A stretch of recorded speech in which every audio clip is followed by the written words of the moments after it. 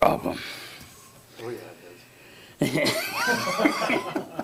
You'll be okay. Mine's on. I'm getting ready to call the meeting to order.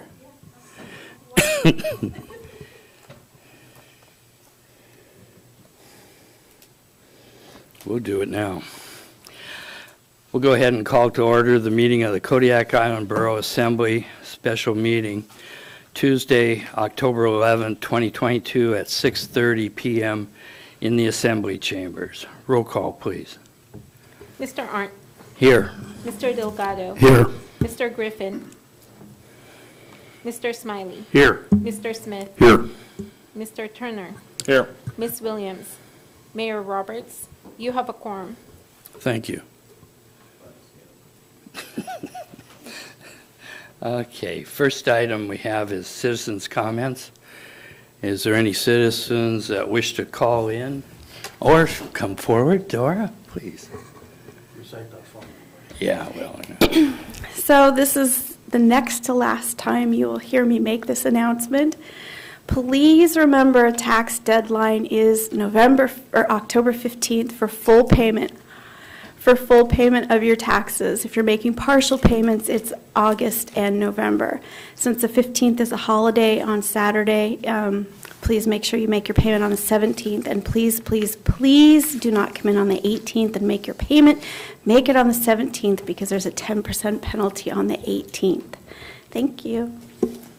and that public service announcement comes from our finance director. Thank you, Dora. For the record, Dora Crostia. Thank you. Anyone else on citizens' comments? The local number is 907-486-3231, and the toll-free number is 1-855-492-9202. And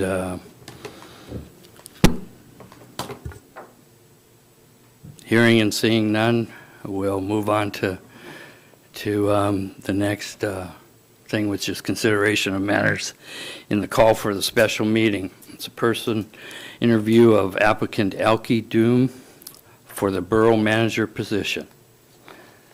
Okay. Megan, are you going to be asking the questions like before, or what's? Yes, I am. Okay. So we will let you Thank you. get started. Thank you. Good evening. Elke, welcome, and thank you for coming all this way to participate in an in-person interview. I think to start off, I'd like to ask the assembly members to introduce themselves and a little bit about why they're here serving as assembly members. Jeff Smith. I care about our community and ran for public office to help, I guess, forge forward as a community.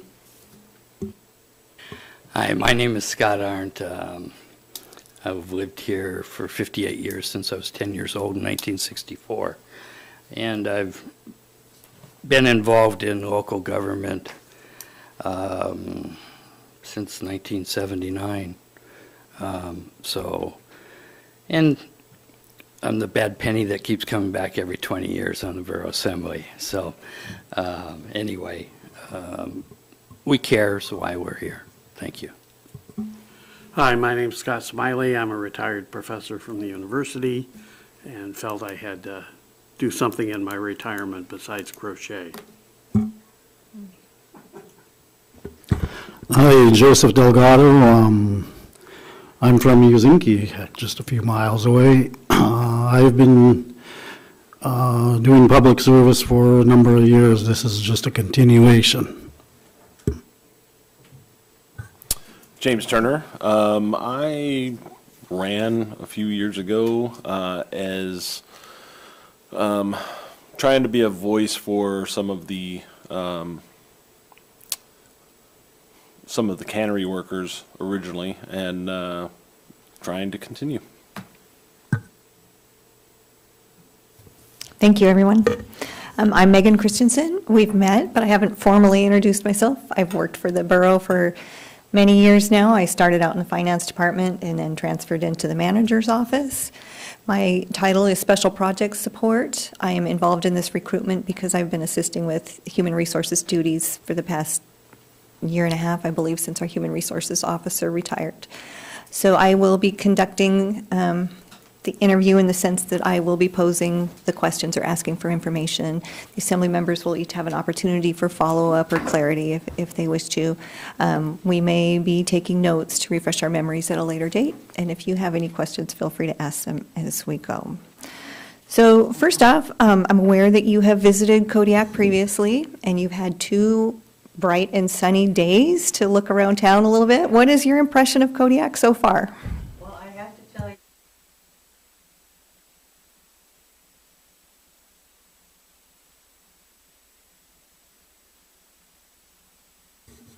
there we go.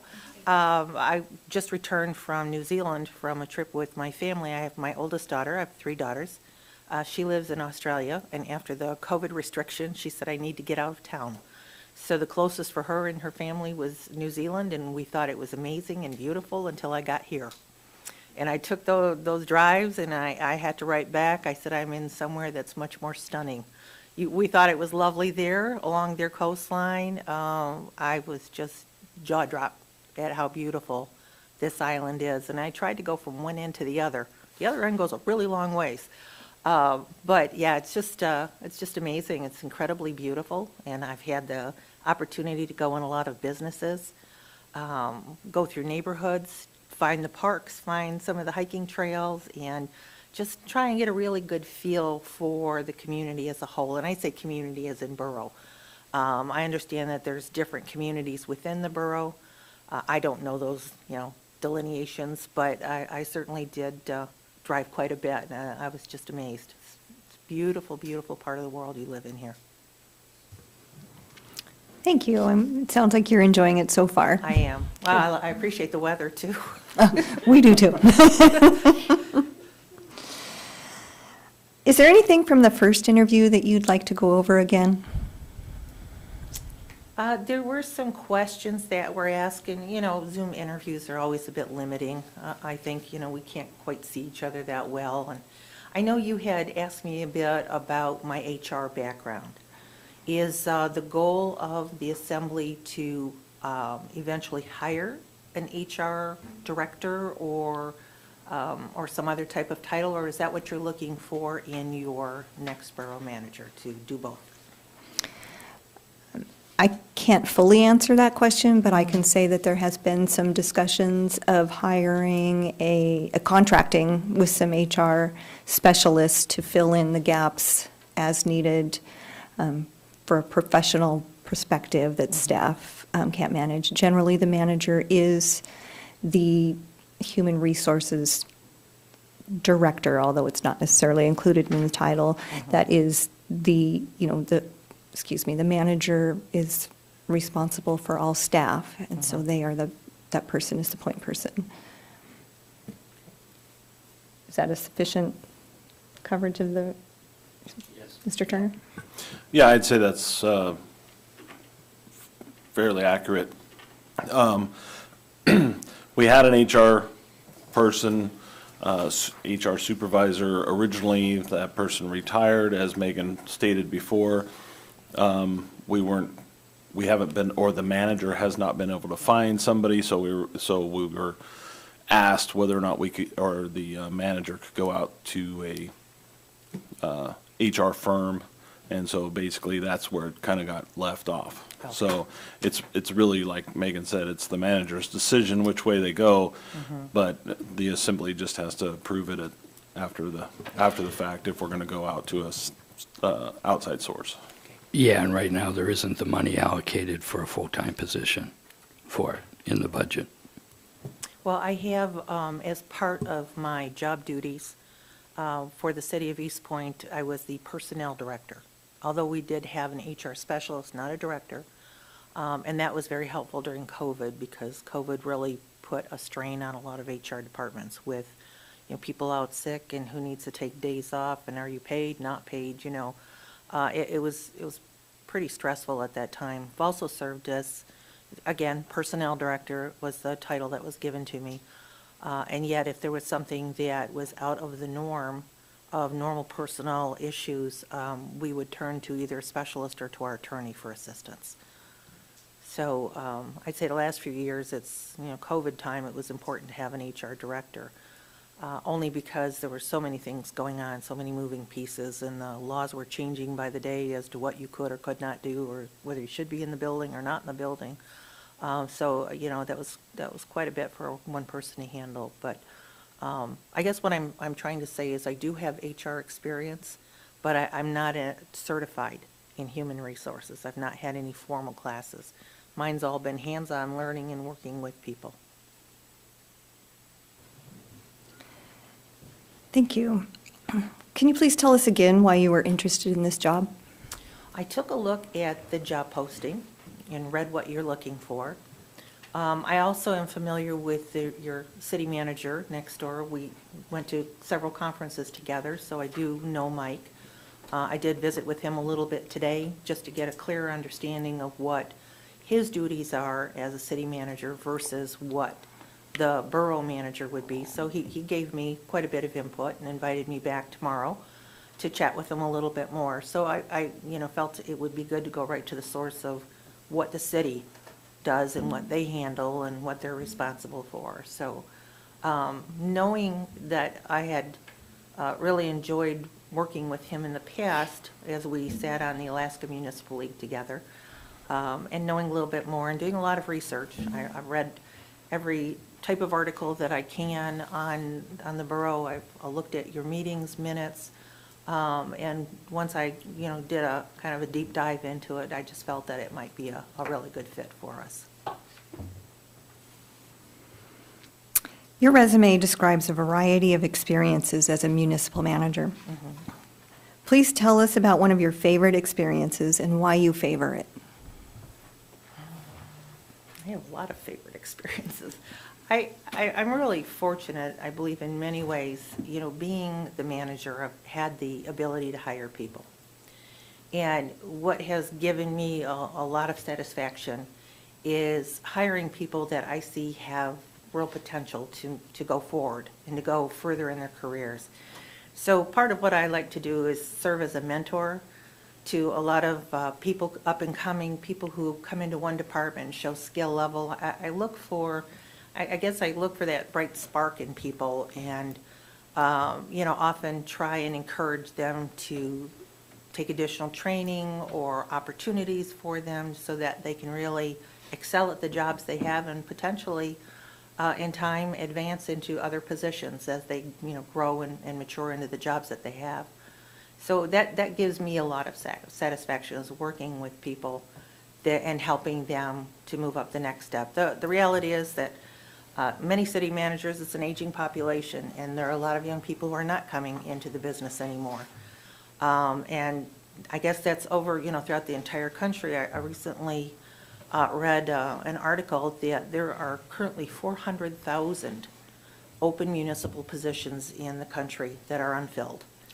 And so we are losing people left and right. So it's very important to reach out and look for talent that, we want to have a succession plan. It's not all about me or my job. It's how do we help bring others up so that we do have the qualified and experienced staff that we need to continue. So that's what gives me the most pleasure out of, working in municipal government. And I've had wonderful mentors too. And they've been, I've had some wonderful people help me along the way. And I just feel that I need to return that favor and help others. Thank you. Along the same lines, what stands out as your most challenging governmental management experience and why? Well, one of the most challenging was fairly recently. I was doing work through GovHR, which is a national firm. They are recruiters. They place people temporarily, long-term. They've got their hands in a lot of municipal government, all factions of it. They placed me in the city of East Point, Michigan, where I agreed to work there. I did have to, as you know, from our previous interview, I did have to go home. We had some serious illness and it resulted in death in the family. But it was very difficult for me because my first day on the job as the city manager, sitting directly next to the mayor, I didn't realize that the mayor had an uncontrollable temper. And it got quite loud and quite violent, and I actually thought I was going to have to hold her back from jumping over and literally attacking a public residence. And in that 2 years' time, it hasn't changed, and it's rather shocking to see someone behave in such a way. It's difficult to have respect and to work closely with a person. You know, we got along well together, and we understood each other very well as far as, you know, working together for the good of the community. But I was incredibly shocked, and still am today. She recently is on YouTube again.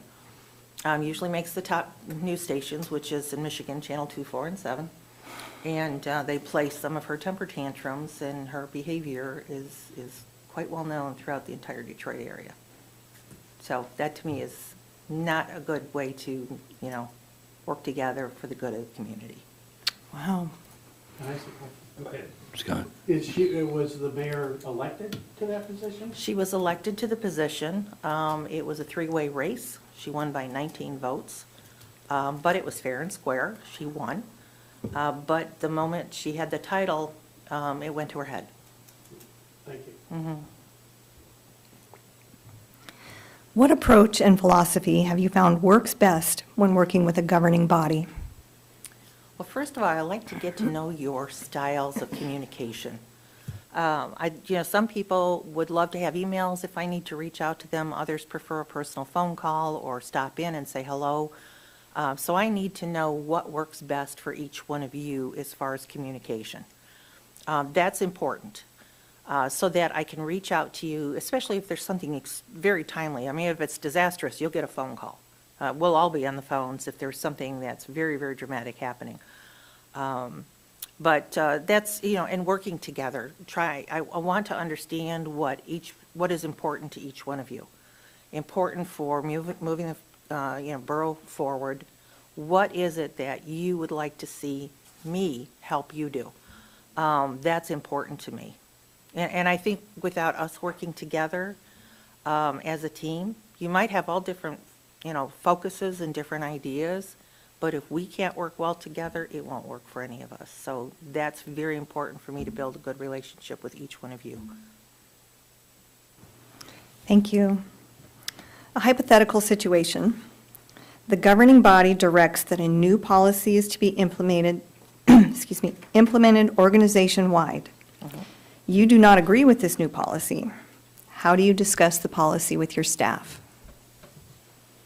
Well, first I might discuss it with the assembly as to why they have, you know, what has prompted this change and what is the outcome that they're looking for.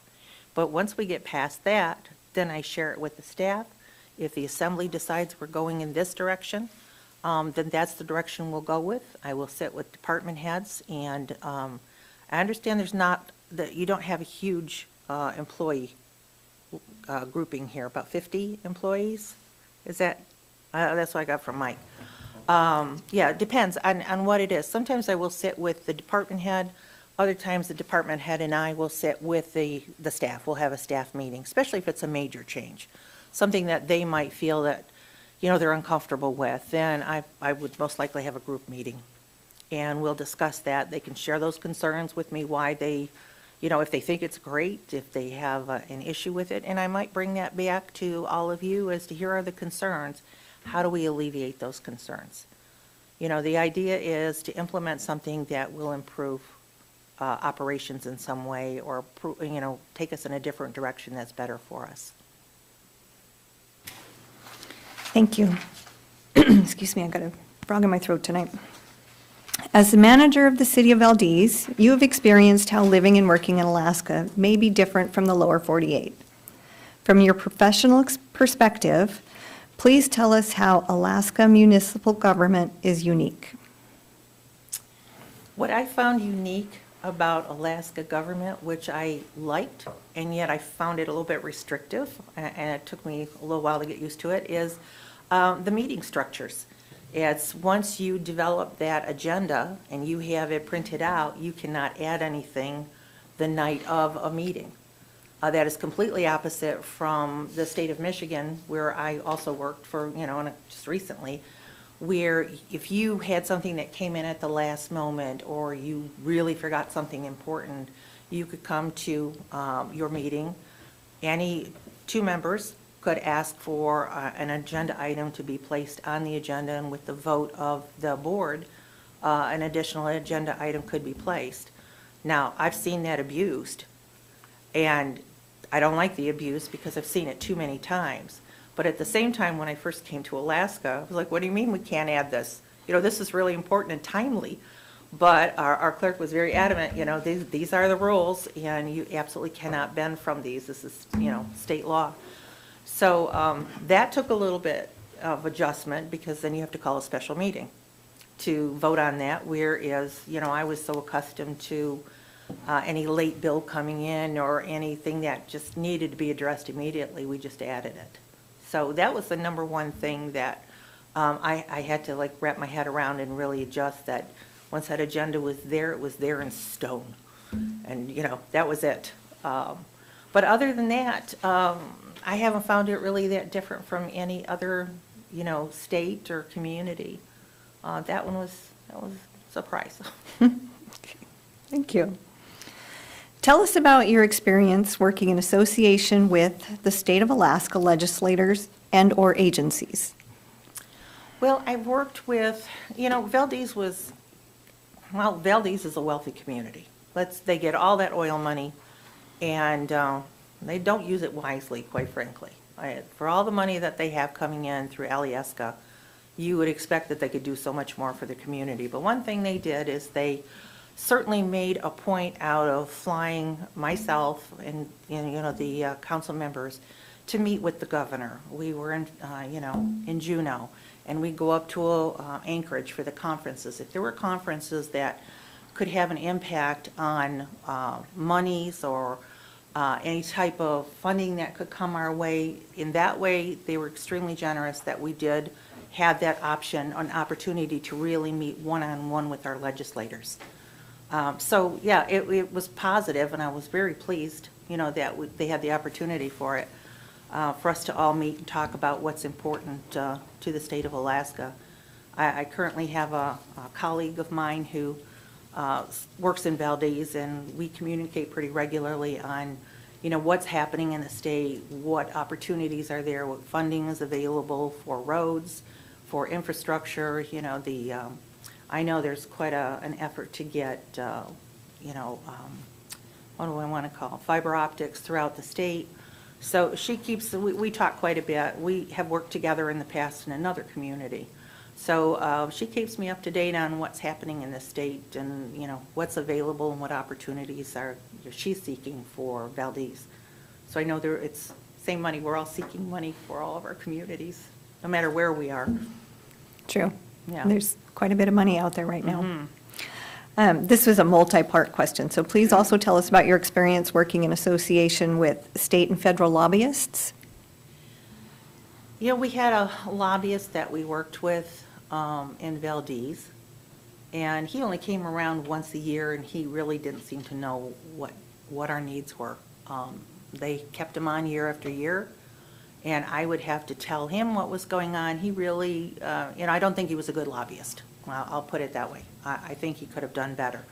So he was just someone that had been around for about 10 years, and he would go to Washington, come back and tell us a few things that we could read in the newspapers ourselves, but never really gave us any really input to protect our community or work on behalf of our community. So that was my one. Now, lobbyists I've worked with in Michigan, some of them lobby very, very hard. Often it's more of the county lobbyists that go on to the state and work and to bring money back to our communities. But Valdez was my big lobbyist opportunity, and I wasn't impressed. Okay, so you said he didn't seem to be well-informed or very involved. He was not involved. He just wanted to go golfing. He would come in and he would tell me, I'm here at the time where it's really good for fishing, so that's why I'm here now. And then, there's some really good golfing out of town, up in Anchorage. And so he would time his visits to us, not to when they were important to us or when we needed his help or input or to, present things in Washington, but it was more around his vacation time. And did you feel comfortable reaching out to him regarding issues? I did. When needed? I did reach out to him. I let him know of the issues we had, but, it didn't go very far. Okay, thank you.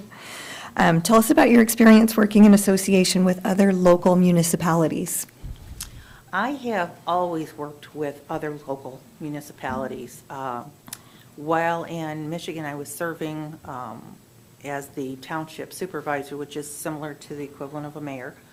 I belong to a 28-member consortium of, communities. Of course, they're a lot more crowded in the lower 48 than they are here. So we all work together looking for 911 funds. We look together for infrastructure money, cooperating with neighboring communities for road infrastructure, for buildings, for bridges, things that were important that would impact all of us.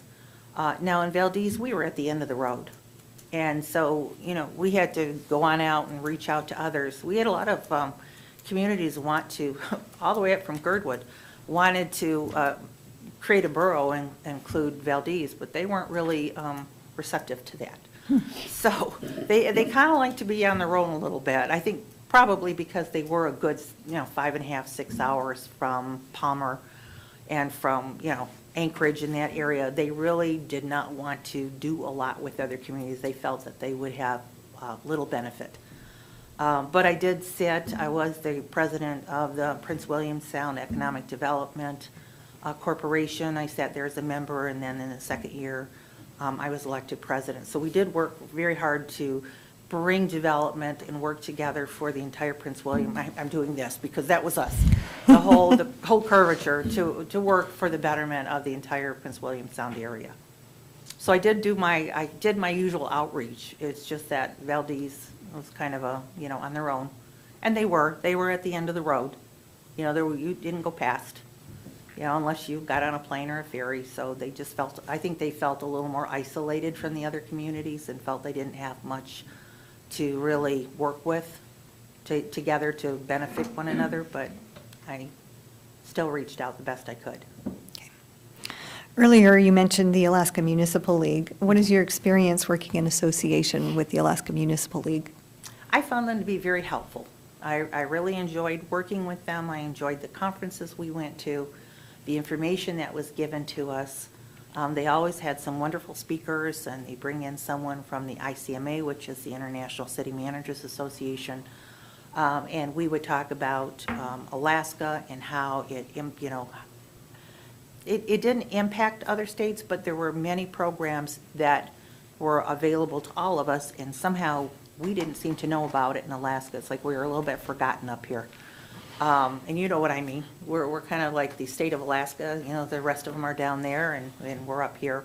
But it always kept us informed, and it's, easy to reach out to them and ask them questions and get input. Okay.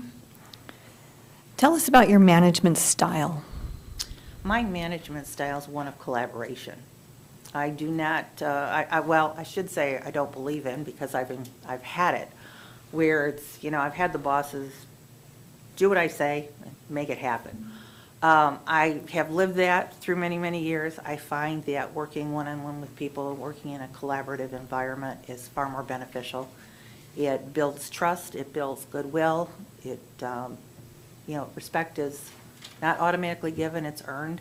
And I believe that's a way to have mutual respect with all of the people that work for the organization. Okay.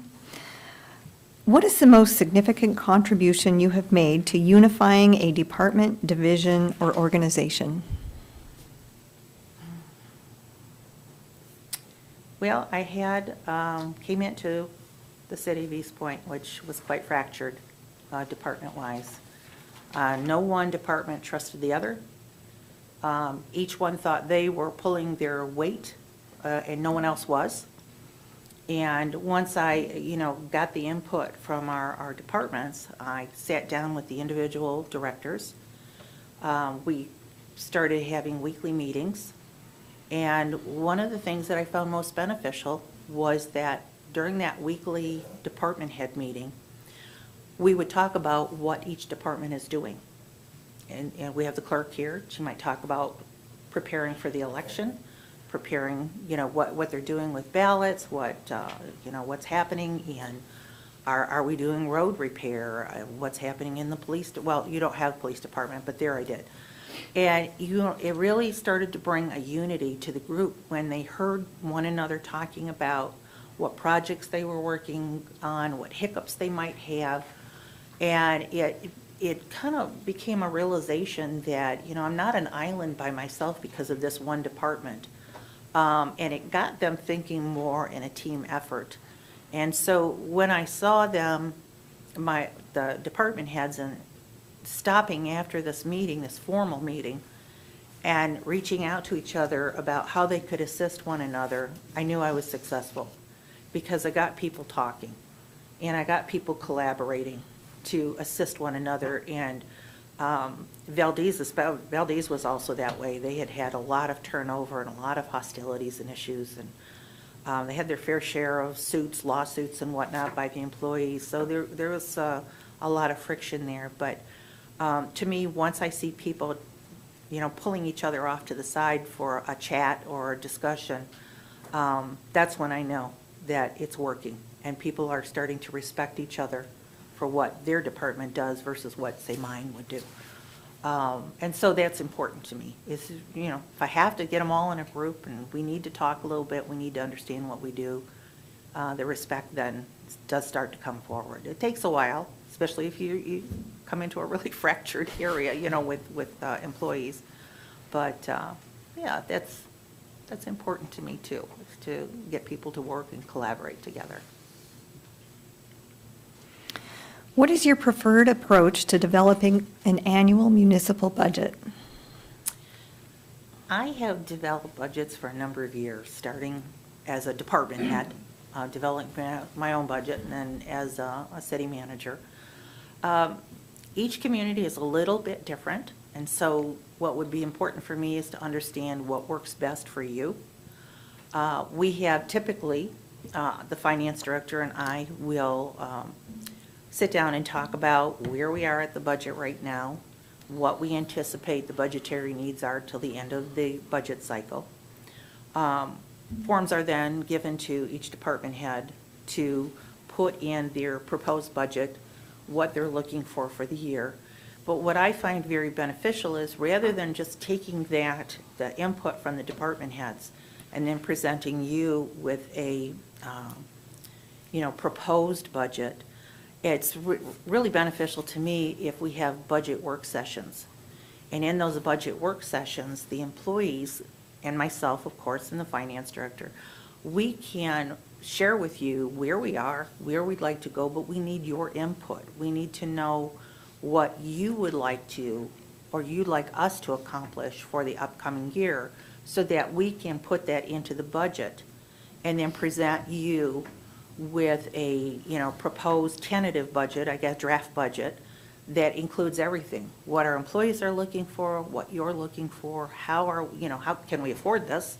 I mean, we all want wonderful things. We just know that there's limitations on finances. But that budget workshop really works very, very well. Then there's less, looking at the budget and saying, well, but I really would like this road paved, or I really want this built, or I want this to happen. Put us all together over a period of time. Let us put all of it together for you, so when it comes to you for a final approval, we've had input from everyone.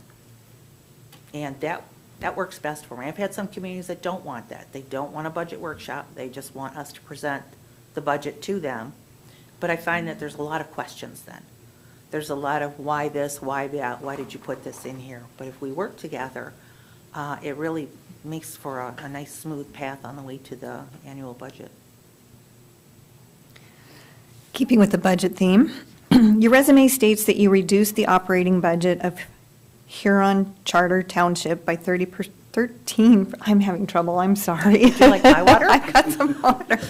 Let me start that one over. Okay. Your resume states that you reduced the operating budget of Huron Charter Township by 13%, without decreasing services to the residents. Yes. Can you please tell us how you accomplished this? It was a very difficult time in the state of Michigan. I don't know if you had the same financial hardships that we did, but the state of Michigan tanked, literally, about 2008 and 9. We lost more people in that state than ever before. We were one of the lowest, states with any new people coming in, and people were leaving very quickly. Our housing values dropped by about 50%, and our taxes are based on the value of properties.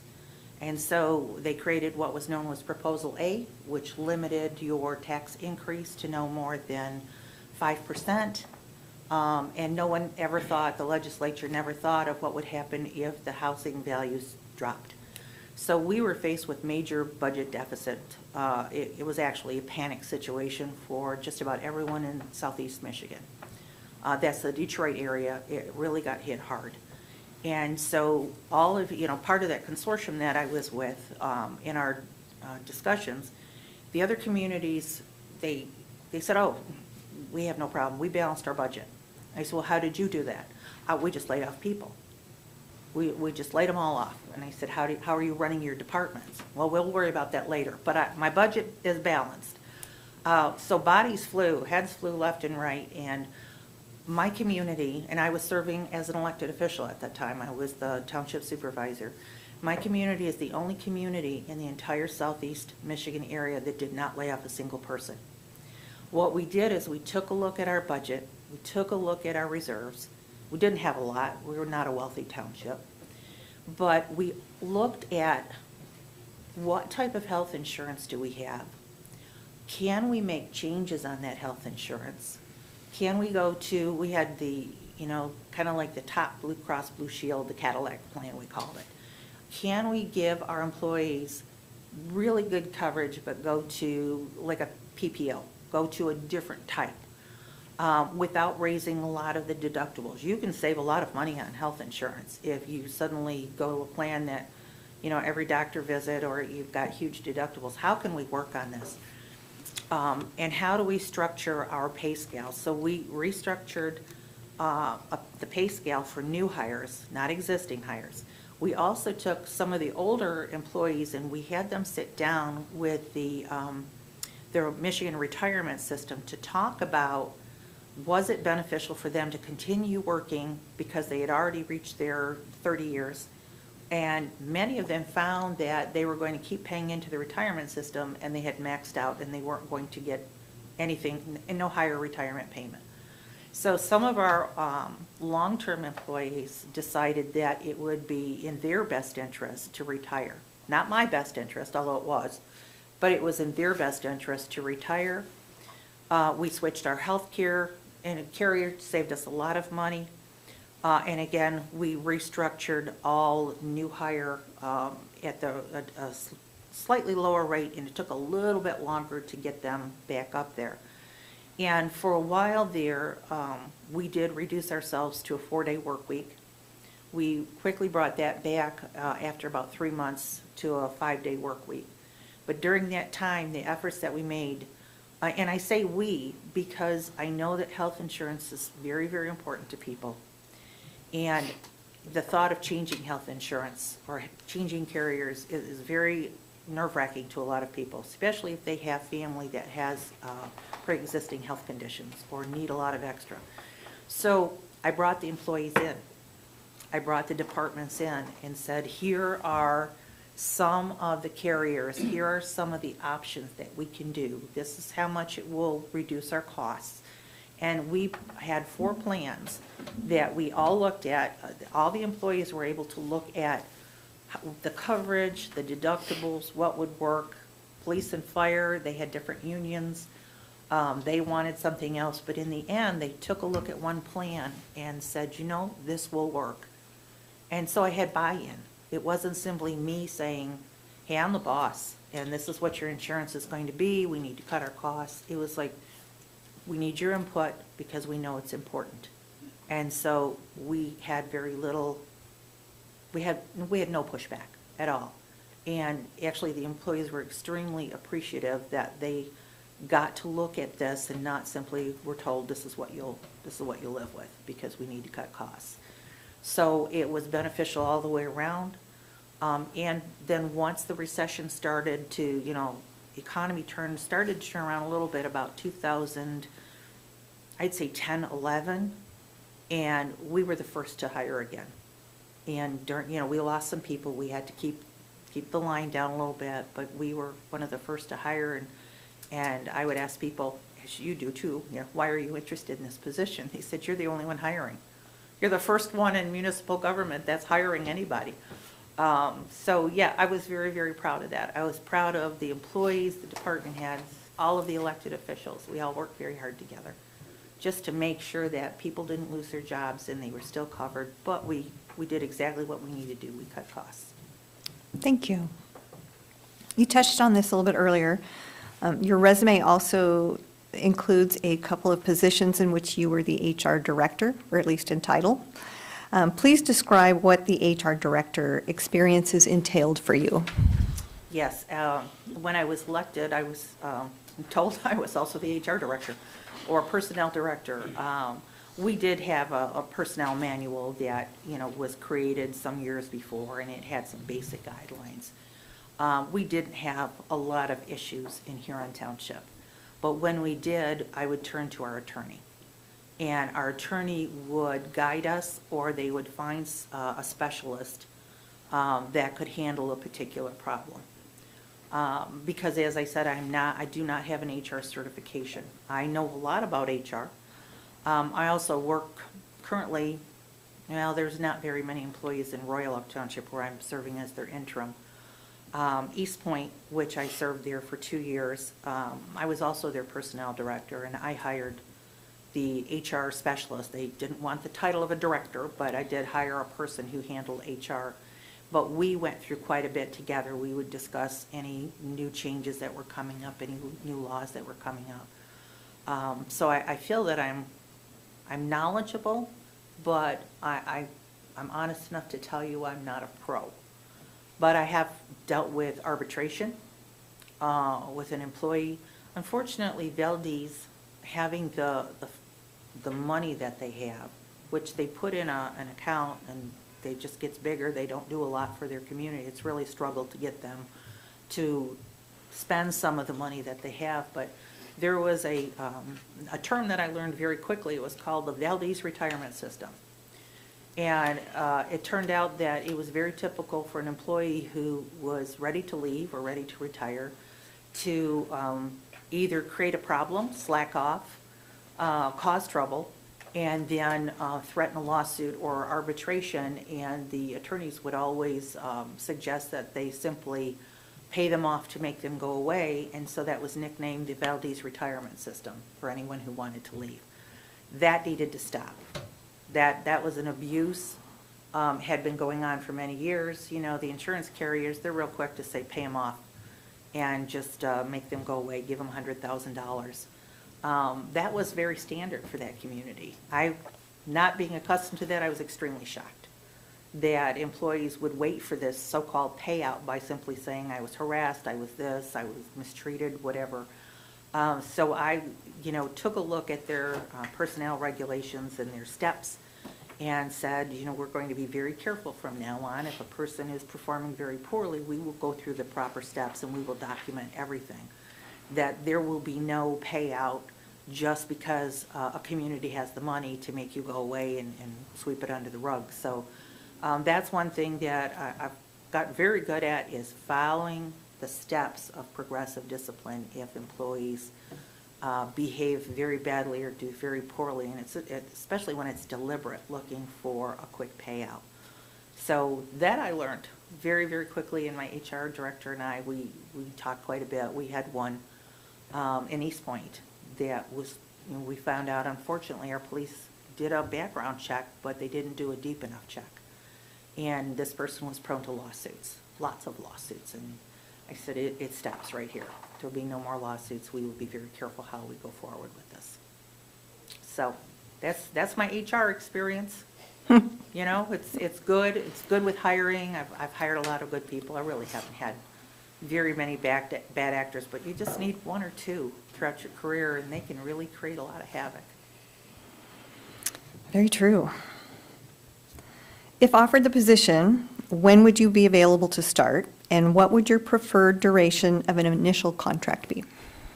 Well, I would leave the initial contract to you, to decide what you're comfortable with. Are you comfortable with 1 year or 2 years? That would be your decision.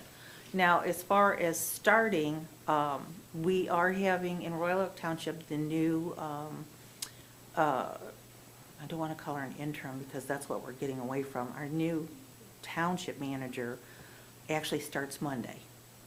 So at that point, I agreed to stay on until I secured a permanent job as a project manager and then work with that person. So I'm really free after Monday. They just would like me to stay on. They don't want me to go away. And so I agreed that as long as, I'd be happy to help the new manager get acclimated and, work on a number of projects. So I did kind of agree to stay on for a limited period of time as, it's my new title, as project manager as of Monday. Congratulations. Thank you. Is there anything that we haven't asked you about that you would like to talk about? Well, I'd like to know if you have any projects in the works or what you would like to see from me to assist you, say, over the next 5 years. Is there something that you're something specific you're looking for your next manager to do for you? Go ahead, Scott. One of the things is, I've forgotten what the acronym stands for, but UMOT, which essentially allows us to give citations for violation of borough code where it's appropriate. And we don't have that at this point. So we're kind of toothless on violations. And I'd like to see that changed. I think a number of people would. Why do you have a code if you can't enforce it, I guess is the question. So are you looking for a code enforcement officer? I think we need We- the we legislation have one of first, and then I think we have the employee. I just don't think we have the ability to have him cite people. That's legally binding. Scotty, he does. But the list of offenses is reduced. It isn't widespread at this time right now. So he's asking, I think, for the expansion of the uniform code of offenses that can go to court easily instead of just having to involve the attorney. So it's a reduced cost in going forward.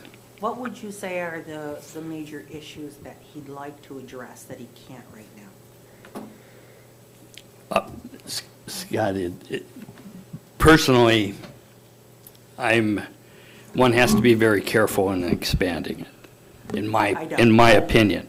You're right. Now, each of us has a different opinion, so Scott, I'm not putting words in, but I think you're wanting it to grow quicker. Yeah, I'm looking for more tooth and less saliva, I guess. For instance, building codes. Apparently, recently, someone was told they had to do this or that or something because of building codes, and they just blew it off and built their house anyway. They didn't get a certificate of occupancy, but they're living in their house. And we are not able to force that by effective fines, I guess. Okay. There are others as well, I believe, that trashing around the dump sites, the waste dumpsters, waste receptacles, you can sometimes tell who did it because their garbage is all over the place and there's envelopes and stuff like that in it. We can't cite that either. So I think we need more teeth in the rules that we have. Now, is there the ability for code enforcement, like at the scope that you're looking for on the city side? Do they have that ability themselves? They have a police department. And their police department issues the citations? I believe so. Okay. I've worked both. where it's through the police department and also where it's through the community. Somehow the police department seems to work better. They look a little more official, you know, in that uniform and that badge. But it's not easy. I know enforcing codes, you know, it can get pretty scary out there for the code enforcement officer. People get quite vocal and often quite threatening. But it is important. You simply can't build a house and plop it down and say, thumb your nose at, you know, the community. You just can't do that. Good. James?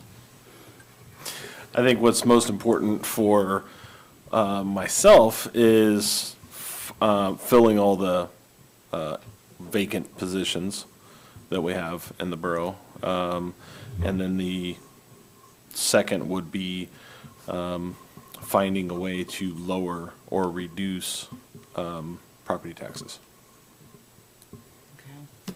Okay.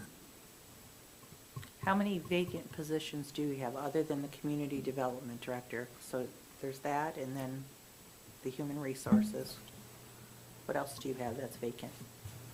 We have a position in the assessing department. We have our community director, development director, as well as a planner position vacant. Okay. We have a new vacancy in the clerk's office. Assessor? Isn't there one there too? There's a vacancy She in the talked assessing about office. that. Not the assessor, No. but a position in the Yeah. assessing office. Okay. Okay, so a few positions need to be filled. Okay.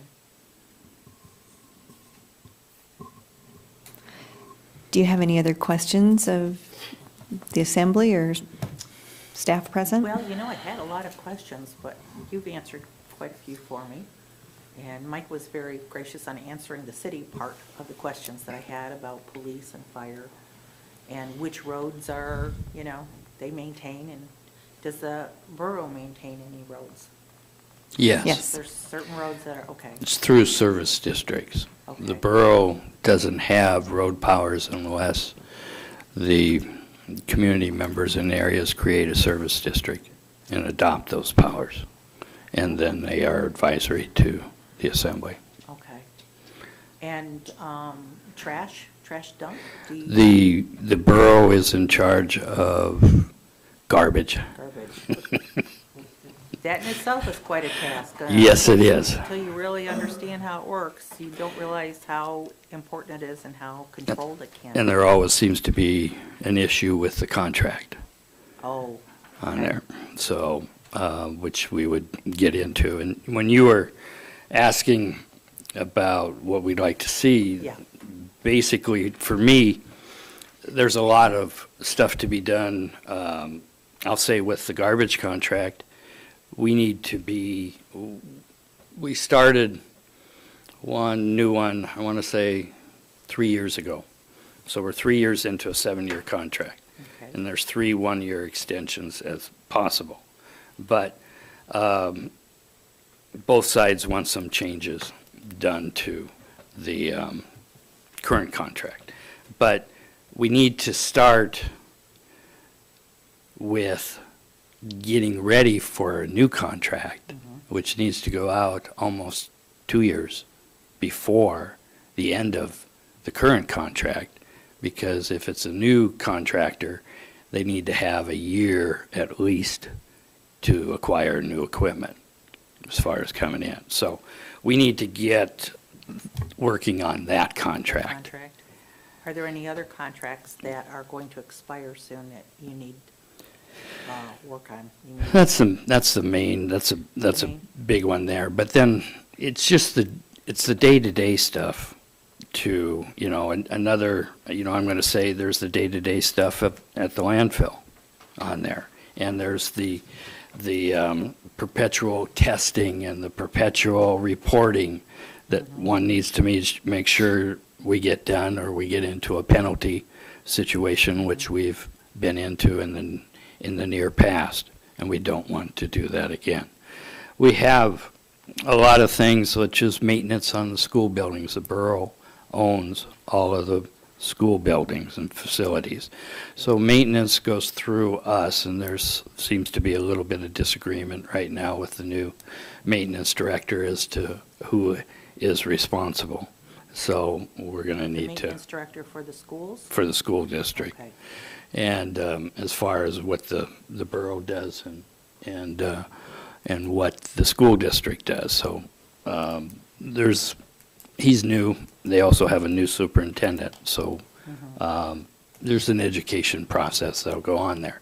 Another big issue is going to be ongoing with the hospital here, as far as there's different ages to the facility, and the earliest parts of it do not meet code and need extensive renovation, to the point where I think most of us on the current assembly agree that it would be better to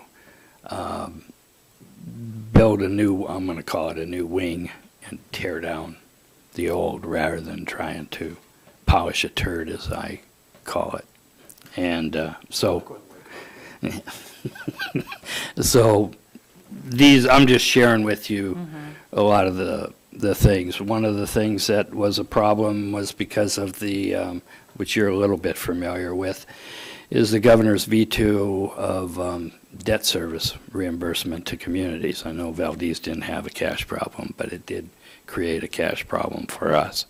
So there was maintenance that didn't quite get done. We've just recently gotten that money back from the state of Alaska, so, which was to the tune of $12.3 million that the assembly, say the new assembly will be making decisions on what they're going to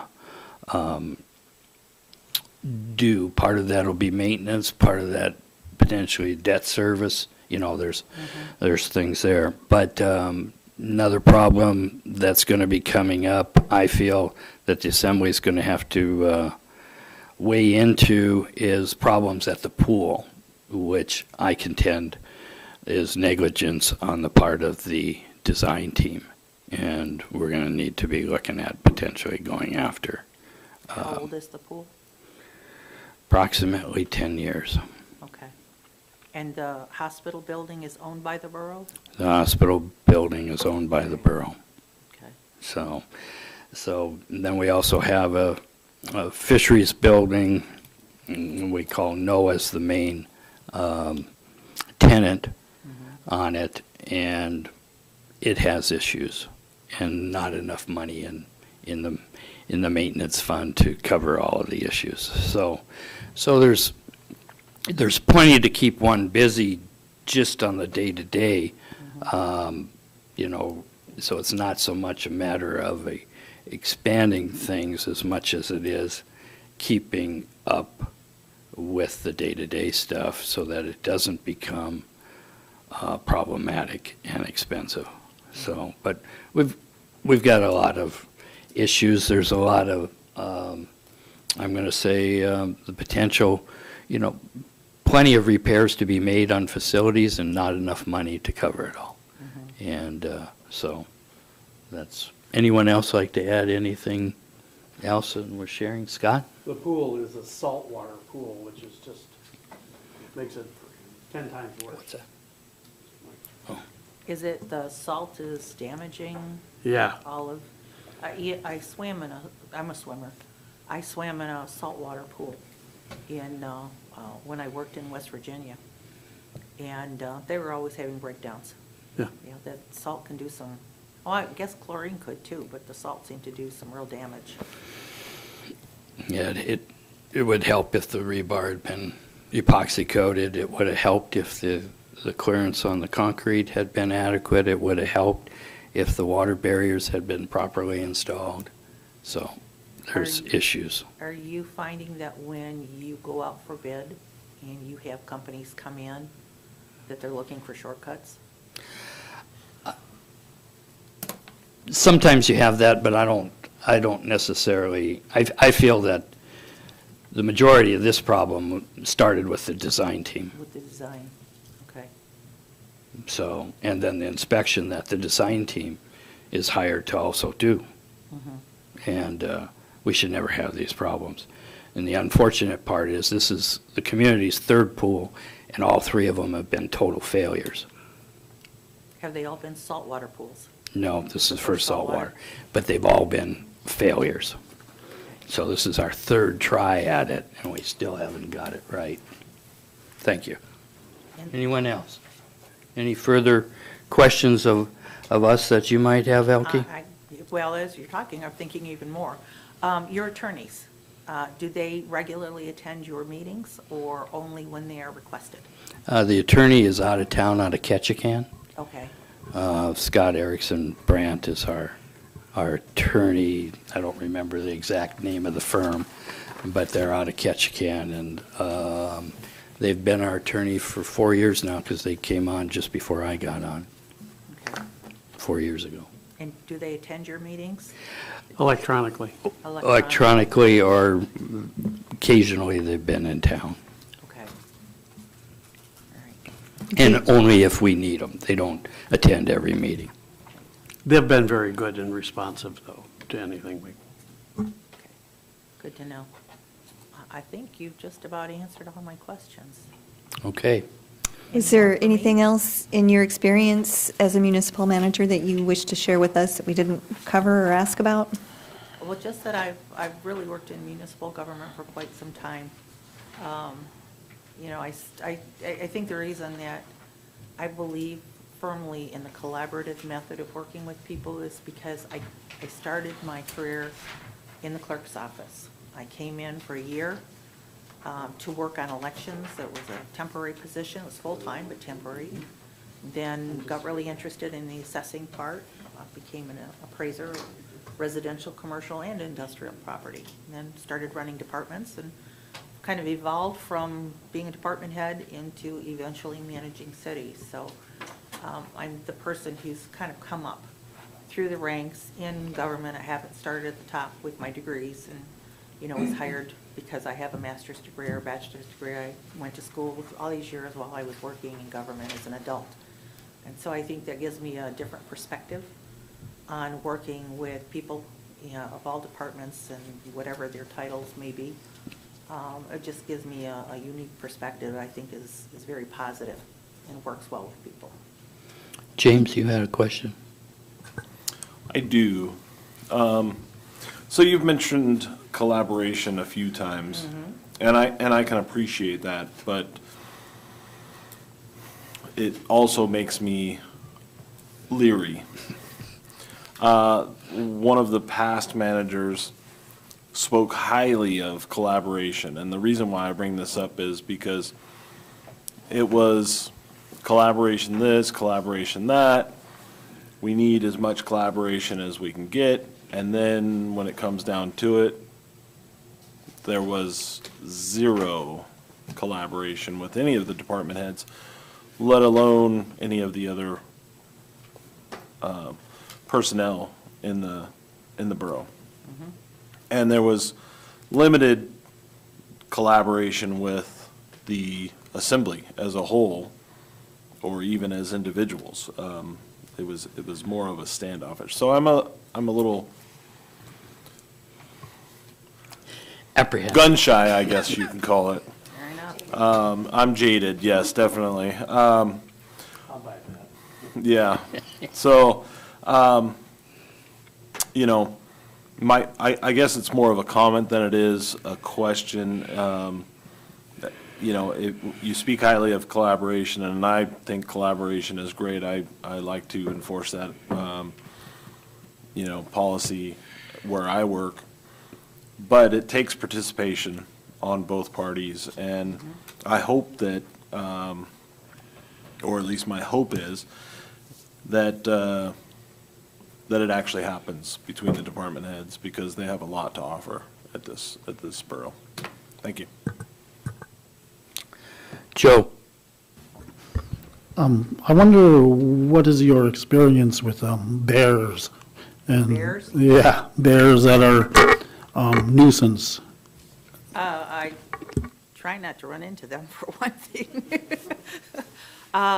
We've dealt with nuisance bears before and had to trap them, and, you know, we've taken some far out and hope that they don't come back, and we've also had to dispose of bears, especially when they sit at the senior center when it's lunchtime and they're sitting at the door looking for food or going through the garbage cans. and getting into things, then often it becomes a problem. We had a real issue for quite some time with bears in the dump. They had decided that was a smorgasbord for them. And we did everything we could to scare them off, but once they got that free meal, they weren't going to leave. So we had to, we had to take matters in hand, and bears no more. So our first effort is to relocate them, but if they come back looking for trash. Oh, and on collaboration, I won't say that word again. Yeah, smart. There are certain words that I don't like either. When I hear them, I think I've heard them too many times.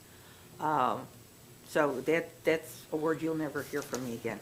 How about I work well with people, and I respect people, and I respect what they bring to the department, they bring to the job. And, that's what I mean by that word I won't use. Now I've got them all choked up. Look at this. You're welcome. Thank you. Yeah, Jeff? I understand where you're coming from. It's an overused word. It really can be overused. Well, especially when it's not used properly. Right. Right. Now I got your frog. Oh, I'm glad to be rid of it. Jeff? Well, I'll use the word collaboration again. And I think James is correct in that it takes both sides to participate. So the question I'd ask of you with regards to collaboration is, what do you bring to the table in that? How would we see that in action if you were hired as the borough manager? How would we see that style from you present itself within the building, within the assembly chambers, within departmental meetings? well, you would hear about it from the employees because they're quick to tell exactly how things are going with the manager. They'll share that with you.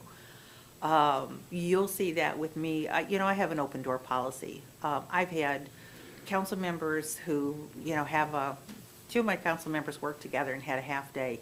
Every day they had a half day every Thursday afternoon. They both pop in and say, what's new, what's happening? What do we need to know about? What are you thinking about? Here's my thoughts.